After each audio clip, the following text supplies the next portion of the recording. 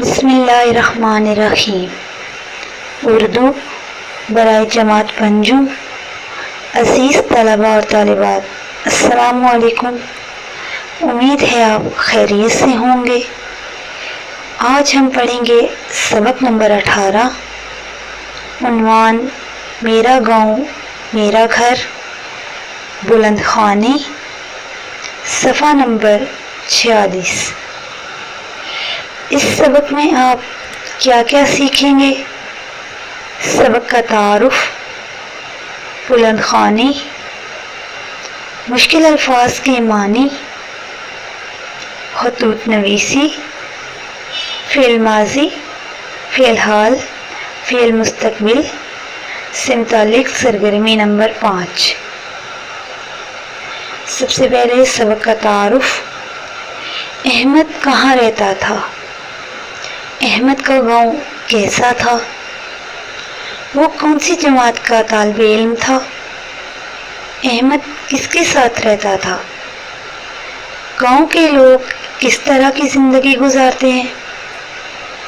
گاؤں کے لوگ کس پیشے سے وابستہ ہوتے ہیں؟ فصل کاٹنے کے لیے کون سی مشین استعمال کرتے ہیں؟ گاؤں کے میلے میں کون سے تفریحی کام ہوتے ہیں؟ گاؤں میں عید کا تہوار کیسے منایا جاتا ہے؟ گاؤں کے لوگ کس طرح ایک دوسرے کا خیال رکھتے ہیں؟ گاؤں کے لوگوں کا ذریعہ معاش کیا ہے؟ کھیتوں کو سیراب کرنے کا کیا طریقہ ہے؟ احمد کو اس کا گاؤں کیسا لگتا ہے؟ اس سبق میں آپ نے کیا سیکھا؟ عزیز طلباء اور طالبات، شروع کرتے ہیں سبق کی بلند خوانی۔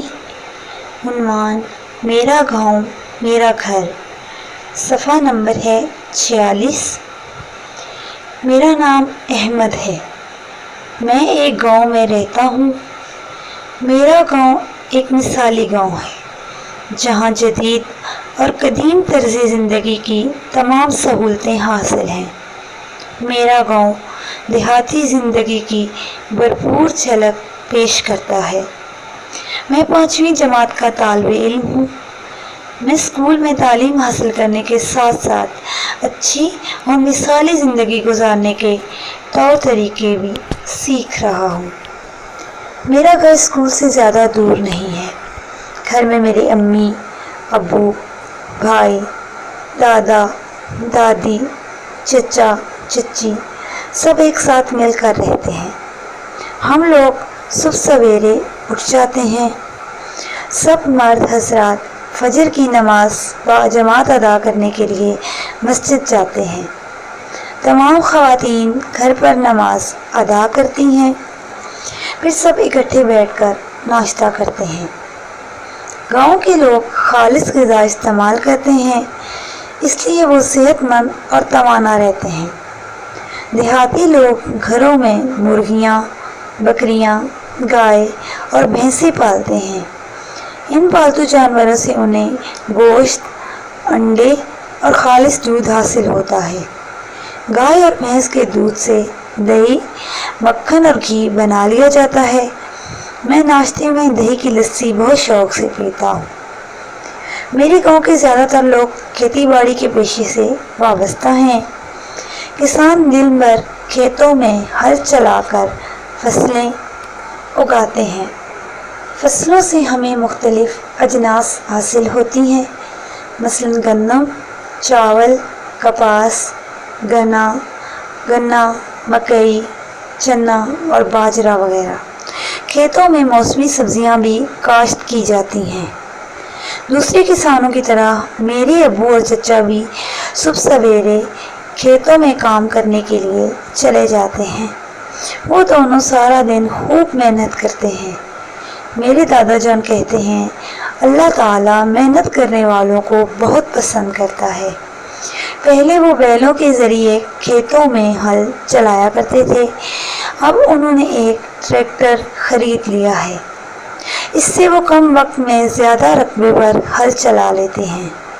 جب فصل پک کر تیار ہو جاتی ہے تو کاٹنے اور گاہنے کا کام بھی ٹریکٹر، ہارویسٹر اور تھریشر کے ذریعے انجام دیتے ہیں۔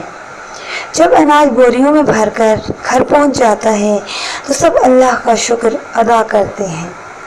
جب کسان تمام کام کاج سے فارغ ہو جاتے ہیں تو میرے گاؤں میں ایک میلہ لگتا ہے جو کہ گاؤں والوں کو خوشی اور تفریح کا موقع فراہم کرتا ہے۔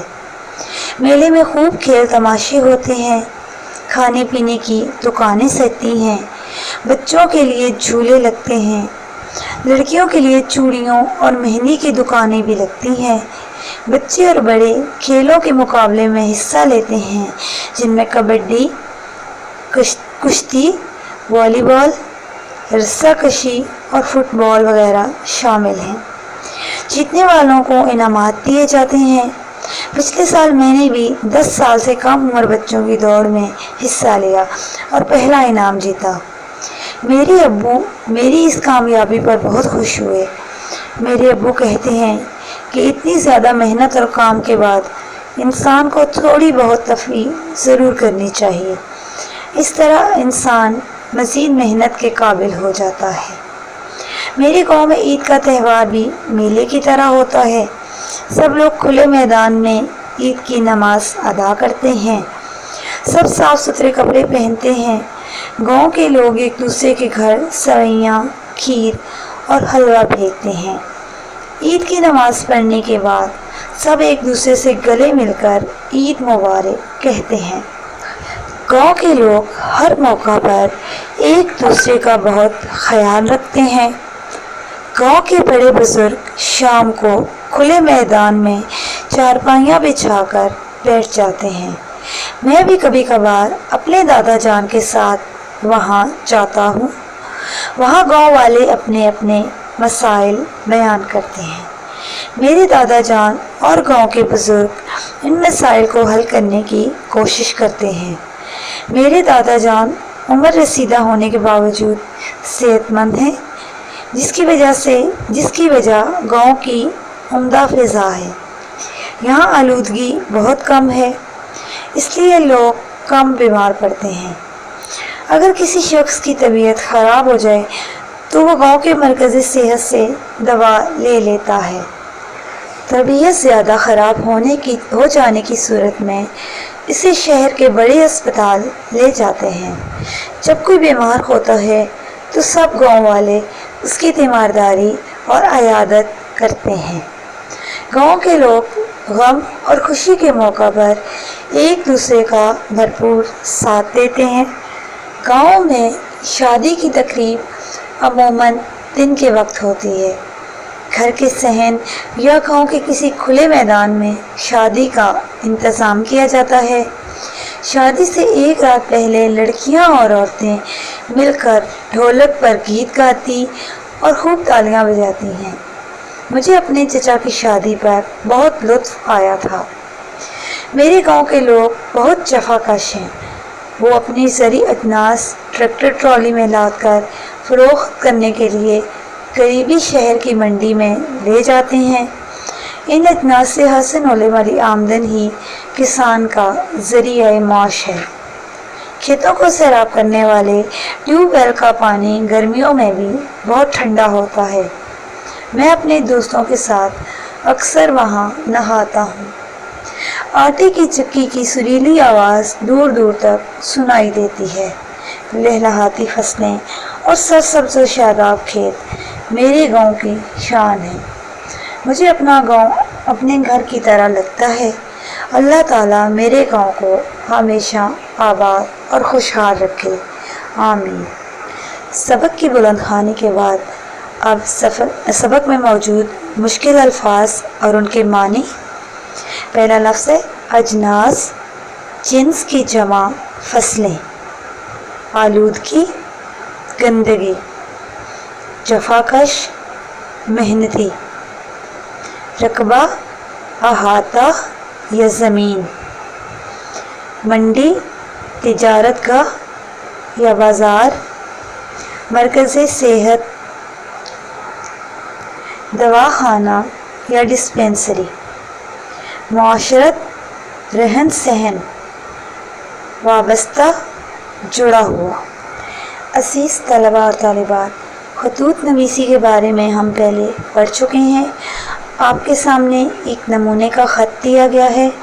اس خط کی مدد سے آپ قاعدہ انشاء کے صفحہ نمبر 73 پر موجود خط مکمل کریں گے، اسے لکھیں گے۔ خط لکھنے کا طریقہ ایک دفعہ پھر میں آپ کو بتا دیتی ہوں۔ سب سے پہلے آپ لکھیں گے اسکمرہ امتحان، اس کے بعد آپ تاریخ لکھیں گے۔ جس شخص کو آپ خط لکھ رہے ہیں ان کے بارے میں لکھیں گے، جس طرح اگر آپ اپنے والد صاحب کو لکھ رہے ہیں تو آپ لکھیں گے محترم والد صاحب۔ اس کے بعد آپ لکھیں گے السلام علیکم، اور جہاں پہ آپ نے السلام علیکم ختم کیا اسی کے نیچے سے آپ نے خط لکھنا شروع کرنا ہے۔ آخر میں آپ لکھیں گے آپ کا پیارا بیٹا یا آپ کی پیاری بیٹی۔ جس مقصد کے لیے آپ خط لکھ رہے ہیں اس مقصد کو لکھنے کے بعد آخر میں آپ لکھیں گے آپ کا پیارا بیٹا یا آپ کی پیاری بیٹی۔ اس طرح آپ خط کا اختتام کریں گے۔ زمانے کے لحاظ سے فعل کی اقسام ہم پہلے پڑھ چکے ہیں۔ آپ کو پتہ ہے کہ زمانے کے لحاظ سے فعل کی 3 اقسام ہیں: فعل ماضی، فعل حال اور فعل مستقبل۔ فعل ماضی وہ فعل جس میں کسی کام کا کرنا گزرے ہوئے زمانے میں پایا جائے، فعل ماضی کہلاتا ہے۔ فعل حال وہ فعل جس میں کسی کام کا کرنا موجودہ زمانے میں پایا جائے، فعل حال کہلاتا ہے۔ اور فعل مستقبل جس میں کسی کام کا کرنا آنے والے زمانے میں پایا جائے، فعل مستقبل کہلاتا ہے۔ آپ کے سامنے آپ کے قاعدہ انشاء کے صفحہ نمبر 43 سے سرگرمی نمبر 5 دی گئی ہے، جو کہ ہے کہ ہر تصویر کے بارے میں 3 جملے لکھیے جو کہ فعل ماضی، فعل حال اور فعل مستقبل کو ظاہر کریں۔ آپ کے سامنے کچھ تصاویر دی گئی ہیں۔ ان تصاویر کے بارے میں آپ نے ہر تصویر کے بارے میں آپ 3 جملے لکھیں گے، جس میں ایک جملہ فعل ماضی کا ہوگا، ایک فعل حال کا ہوگا اور ایک فعل مستقبل کا ہوگا۔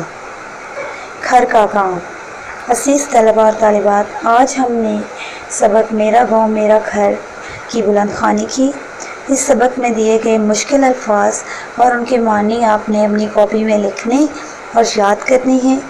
اس کے علاوہ آپ کی کتاب اردو قاعدہ انشاء کے صفحہ نمبر 73 پر خط دیا گیا ہے۔ والد صاحب کے نام خط لکھیے جس میں انہیں امتحان میں کامیابی کی اطلاع دیجیے۔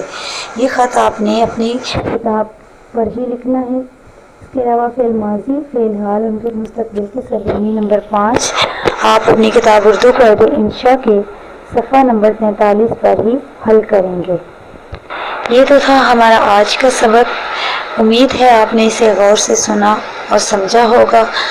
اگلے سبق کے ساتھ ملیں گے، تب تک کے لیے خدا حافظ۔